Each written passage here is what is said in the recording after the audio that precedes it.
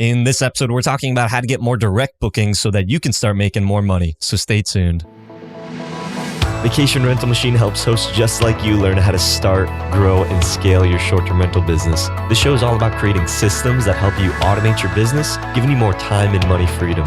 If you're ready to start living the vacation rental life, then subscribe to this podcast today. Come and join us on our Facebook group, The Host Nation, where we'll be talking about starting, automating, and scaling a short-term rental business. Now, on to the show. Hey, welcome back, Host Nation, to another episode of Vacation Rental Machine. I'm Julian Sage, and I'm with John Bell, and we are talking about optimizing your listing so that you can start making more money. And one of those things is starting to acquire emails and converting those into direct bookings. So again, Airbnb is not the end-all, be-all. It is a channel that you can use to market your listing, but that shouldn't be the one place. We want to be heading a bunch of different places where we are able to acquire customers. And one of the goals is to have lifelong customers. And how you do that is through taking them off of the platform and putting them onto your own email list. So John, what do direct bookings look like in your business, and how have you been getting lifelong customers? Direct bookings are a key part of just sustainable business, right? When you can get people to book with you directly, one, they can save a little bit, but again, they also pay you a little bit more because they don't have to pay for that platform fee. So it's all good.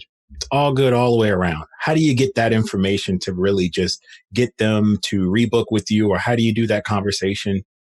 We talked about it in some of the past episodes, but one of the things to really get this person's contact information is simply you have to ask for it. You have to ask for an email address. When you use certain tools, some PMSs are smart enough to grab that and to retain that information. SmartBnB is definitely smart enough to grab that person's email address and store it to where you could actually use it in the email marketing campaign to them later on. When you start collecting data on people, you technically become just like all of these other IT companies. Data that you could use to your advantage, getting an email address is highly important. Getting a phone number is just as valuable. But what if you were able to build a profile on a person that says, hey, this is their birthday, this is their anniversary, right? You could then start to market rewards campaigns. You could then start to market a coupon. Hey, you spent your anniversary here with me last year. Come back again and I'll give you a discount on your stay, or I'll offer you this type of experience. This stuff is really key when we can grab information just about our potential guest. Not only that, but once we start to see the mold that we're attracting, we then could start either duplicating that over and over again, or we can start tweaking it if we don't like it and say, hey, maybe I don't want to do this. I want to grab more of this type of guest. Once you have the data, you could really do anything. Just, you got to get it. You got to ask for it, hold it, don't sell it or anything like that.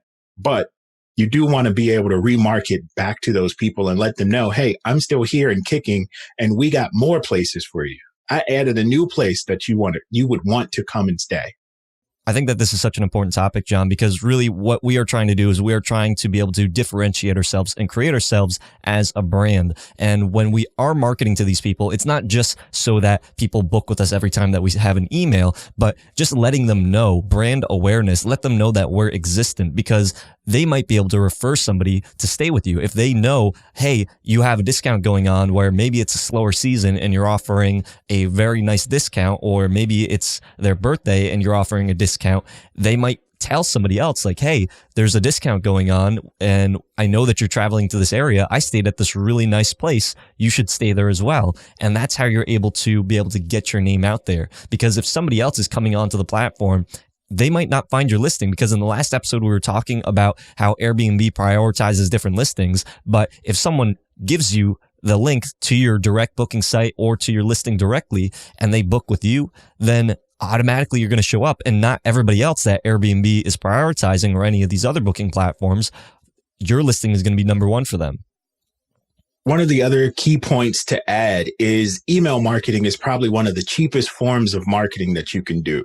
It doesn't cost you a cost per click. You set up an email template and you send it out to a list of people that you already have their contact information for. You already know that they're looking for something that you can offer. It's not just a stab in the dark just by selecting a target campaign and then spending money to try to get these people to book. These people have already booked. So it's the cheapest form of marketing. Make sure that it's a key part of your business. Right. And there's so many other ways that you can go about collecting guest information and building your database of clients. Hotels use this all the time. If you provide your email to a hotel like a Marriott or Holiday Inn, wherever it is, expect a bunch of emails from them during holidays, during different types of seasons, because that's how they attract you. And you're now a customer to them. You're a lifelong customer, and they're going to be able to try to find ways to be able to bring you back. But you can also use this information to be able to target different types of people that maybe like or similar, using things like Facebook and creating Facebook group. There's so many different ways that you can be able to start marketing to those types of people, to your database, and then the people that are associated, their friends or like-minded people, off of that information. So having an email list is key, and that's where your money is going to be. If, let's say, something does happen, let's say Airbnb shuts down or your listing profile gets closed, at least you still have your customers. Speaking of hotels, Julian, one of those pro tips, this is something I would probably only put in the B&B group just because it's such a key piece or such a high, like pro level thing, is social Wi-Fi. We all know what it is, but we probably don't know exactly what it's doing. When you go to a Starbucks and it says, hey, free Wi-Fi, just sign in with your Facebook account, that's social Wi-Fi. You pretty much just signed up for somebody to collect or store some information about you. And what do you normally get from those channels? When you sign in through Facebook, they automatically get your birthday, they get your email address, they might get a phone number, they get a location of where you are. But all you did was click sign in. We could still offer those exact same things to the people that come and stay in our units. But where you have a reservation with one person that booked the place and you might get one email, on the social Wi-Fi network, if there's 6 people there, those 6 people have to log in. So you took that one person and turned it into 6 different emails. That is a killer way to kind of go in and just build up data and collect information on people. So you could just remarket to them. Again, they all stayed there. So they all probably have some type of memory, whether good, bad, or great, right? They all know that, hey, I stayed here and we had this experience. They're marketing to me. They're sending me this thing. We had fun. Remember that game we played? They added some new games. I don't know. But you got their information and you got it on everybody. That is a pro tip. So question of the day, what are you using to be able to collect emails? Leave it in the comments section down below. Until next time, Host Nation, keep on hosting. Hope you hosts found value in this episode. If you did, please go on over to iTunes and leave us a review, as that would greatly support the show. If you'd like to connect with John, the community, and I, then go on over to our Facebook group, The Host Nation. Talk to you hosts in the next episode. Keep on hosting.